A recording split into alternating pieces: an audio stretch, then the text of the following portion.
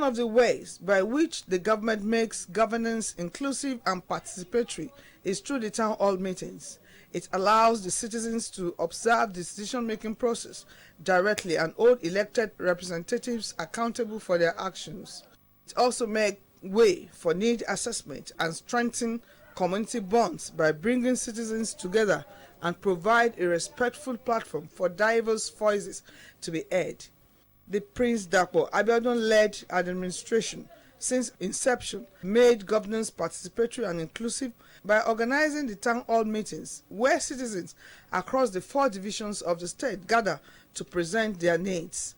Recently, the Ogun State government, for the 5th time running, organized the annual town hall meetings in the 4 divisions of the state, Remo, Ijebu, Yewa, and Egba respectively, to discuss the proposed 2025 budget and 2025 to 2027 medium-term expenditure framework. The meeting had in attendance different groups, traditional rulers, community leaders, market men and women, and residents who voiced their opinions and contributions to the financial roadmap of the state. Governor Abiodun, represented by Chief Economic Advisor and Commissioner for Finance, Mr. Dapo Okubadejo, says the engagement is central to his administration's effort towards inclusive governance and public financial reforms. Today marks the culmination of our town hall meetings as we finalize the 2025 to 2027 medium-term expenditure framework and also the preparations for the year 2025 annual budget. I have a deep sense of assurance and gratitude that we have established a resilient framework that will endure. These town hall meetings provide the people of Ogun State with a platform for meaningful dialogue, enabling them to influence governance and developmental processes that directly impact their lives. We began this year's series with the Ijebu division on October 23rd, followed by the Remo division on 24th of October, and then the Yewa division was on October 29. Each of these engagements have been very informative and richly rewarding. Today, we are here in Egba division to continue our commitment to connecting with the people of Ogun State. This engagement is central to our administration's effort towards inclusive governance and public financial reforms. He emphasized his administration's commitment to provide funding for road development projects. As part of our commitment to the people of Ogun State, we recognize that infrastructural investment is essential for driving economic growth. By improving infrastructure, we create an environment where businesses can flourish and citizens enjoy a better quality of life. Thus, we remain steadfast in prioritizing funding for essential road projects. To illustrate our progress, over 600 kilometers of roads have been constructed or rehabilitated statewide. In this division alone, over 222 kilometers of road have been constructed or rehabilitated, making almost about 40% of the total road constructed within the entire state. Some of these roads include reconstruction of Sheung Owode Road completed, revised scope Mowe Ofada Road completed, reconstruction of Adesonlu Road, Mowe ongoing, construction of 12-meter single-span bridge in Ijeja, ABEOKUTA is ongoing, reconstruction of Alogbole Ajuwon Road ongoing, construction of Magboro Road in Obafemi Owode local government ongoing, construction of Ladering train station road ongoing, reconstruction of Akute Ajuwon Road in Ifo ongoing, reconstruction of Toyigiwa Hercules Road, Okearu Road, Ifo ongoing, reconstruction of Alaji Kosoko Street to Abiodun sectional rehabilitation, and resurfacing ongoing. Continuing our infrastructure development focus, we recently approved the reconstruction of Lantoro Okeyidi Road and Elega Miliki Shaje Junction Road. He highlighted some of the notable achievements of his administration. On August 13, 2024, we launched the Ileradoro Health Insurance Program for the formal sector, a key component of our healthcare strategy. By providing comprehensive healthcare coverage, we support our public servants and broader community with accessible quality healthcare. As part of our commitment to enhancing citizens' welfare, we introduced and approved the new minimum wage for all state workers effective October 2024, 77,000 naira minimum wage. This substantial increase aims to improve livelihoods, stimulate economic growth, and foster a more equitable society where everyone can thrive. We have successfully recruited over 4,000 OGUN Teach interns into the OGUN State Teaching Service Commission and the State Universal Basic Education Board, SUBEB. To further enhance our education system, we are recruiting additional 1,000 OGUN Teach interns to fill the vacancies in our primary, secondary, and technical colleges. On August 5, 2024, we launched the first phase of fertilizer distribution to various farmer groups, providing them with essential resources to maximize their land's productivity, increase crop yields, and enhance food security for the state and for the nation. The Commissioner for Budget and Planning, Mr. Olaolu Olabintan, in his presentation says 90% of the inputs and feedbacks gathered during the previous town hall meetings were included in the 2024 budget, urging the people to make meaningful contributions and not see the event as a yearly ritual. One of the pillars of Prince Dapo Abiodun's administration is what we call good governance, ensuring service delivery and the satisfaction of the needs of as many citizens as possible. The other thing is about a robust feedback mechanism, telling you exactly what has happened, and then citizens' participation, trying to hear from you, gather your thoughts and your input as we move towards the next phase in planning for the resources of the state. This is not just something we do to tick the boxes. We take you seriously and we take input from you very seriously. Last year, as we went around the state, we took cognizance of your input and suggestions at meetings like this, and we had a total of 377 input.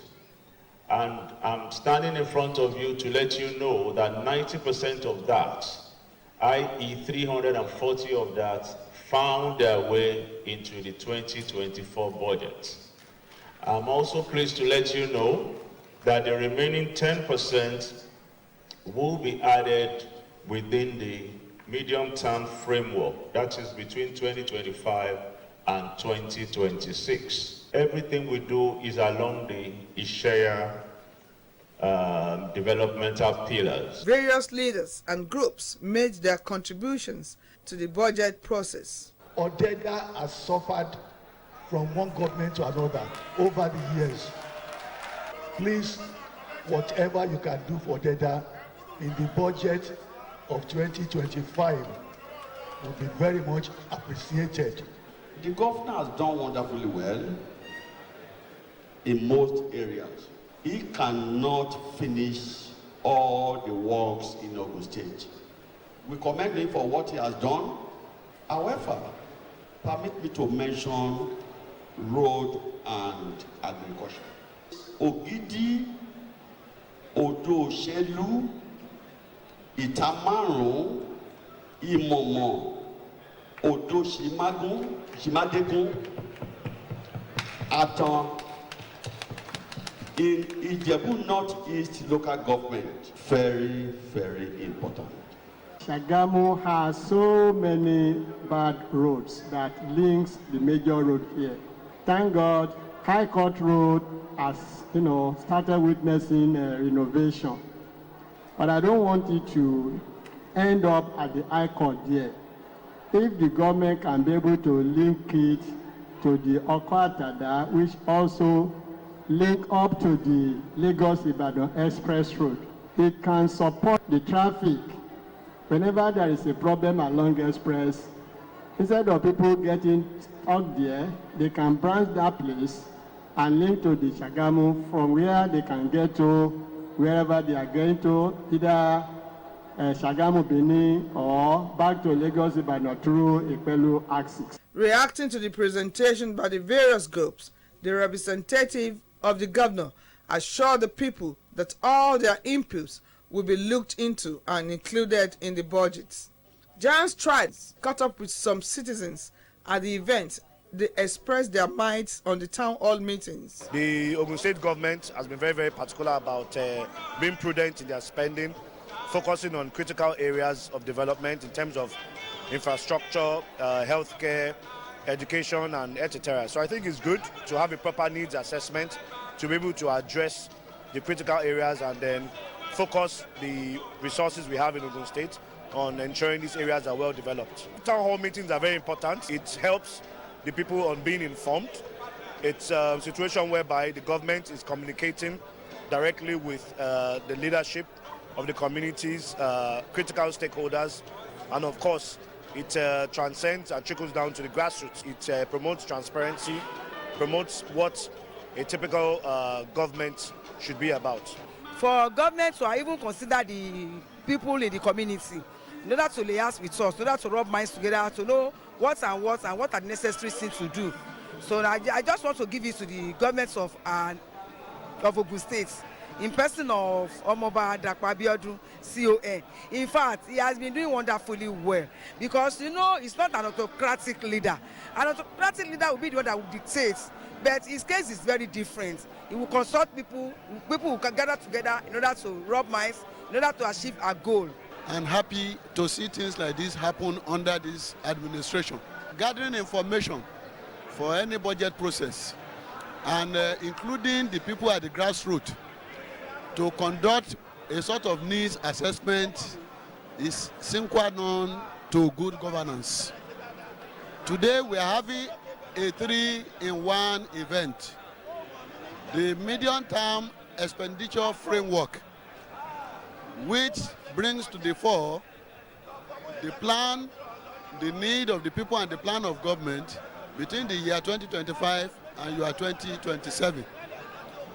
This is a very good measure because if you look at the 1-year budget cycle that is prevalent in Nigeria, it doesn't seem to help us a lot because a number of projects that are conceptualized by government cannot be completed within 1-year budget cycle. So if such projects are brought under the 3-year budget project cycle, which we call the medium-term expenditure framework MTEF, it gives the hope, the chance and the better opportunity for such projects to be completed, and that will reduce the level of project abandonment in Nigeria. Before, we have not been seeing this type of activities. The government just sit down and ABEOKUTA program the project, read it, and that was all. But now, they want people impact in the budget, and it's a welcome development. The government, on their own little way, is doing fine, and the work is enormous. So, no governor can come and do the whole job. The governor has promised to fix the Ayepe Road, and I know the passing of the budget, which we are doing the retreat today, that is part of what will make the dream come true.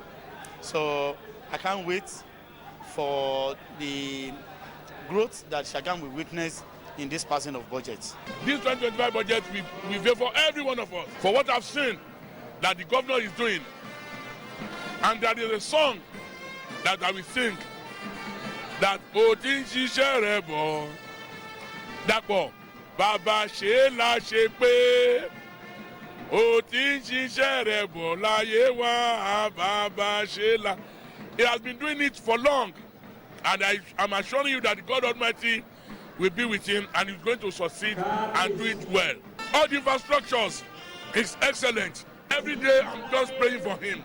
The focus of 2025 budget should be towards the people. Projects that improve the life of the people.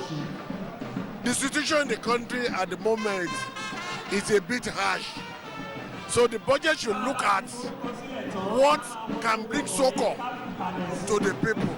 That's the only way that the impact of the budget can be felt by the populace. The projects that are being done now, particularly the road constructions, are so beneficial to the people. The people can feel the impact. But that is very good. But I think the direction of 2025 should be towards alleviating the suffering of the people. If we have good roads, if there's nothing in the stomach, people will still complain. So I look at it in the direction that the 2025 budget should be towards alleviating the suffering of the people. An important thing that the government is doing, engaging with the public, try the leaders of the communities regarding the budget for the following year. Because that's a way for the government to connect with people about the key things that they think the government should include. Of course, the government has their own plans, but then they are trying to listen to the public to ensure that the comments and some of the critical things that the people, especially the leaders, have in mind are part of what the government considers. And I think it's a very good thing that other governments should also consider doing as well. The governor was at my community recently and he saw the bad state of our roads in Ifo constituency too, and he promised to work on it. And as I speak to you today, there are about 4 ongoing projects on different roads in the local government. And you know, that is a very big one for us. So he has done well for us, so I'd like to thank him first and foremost. Although there are so many other things we need the governor to do for us. But I would just admonish people that yes, he met a whole lot of deficit on ground, so we should be patient, and I'm sure as the resources coming, he will be able to do more. The success of the town hall meeting sets a precedent for future engagement, reinforcing the idea that governance requires a collective effort. With the voices of the people at the forefront, Ogun State is poised to embark on a budgetary journey that reflects the hopes and aspirations of the residents. Ìgbéga ìpínlẹ̀ Ògùn àjọṣe gbogbo wa ni.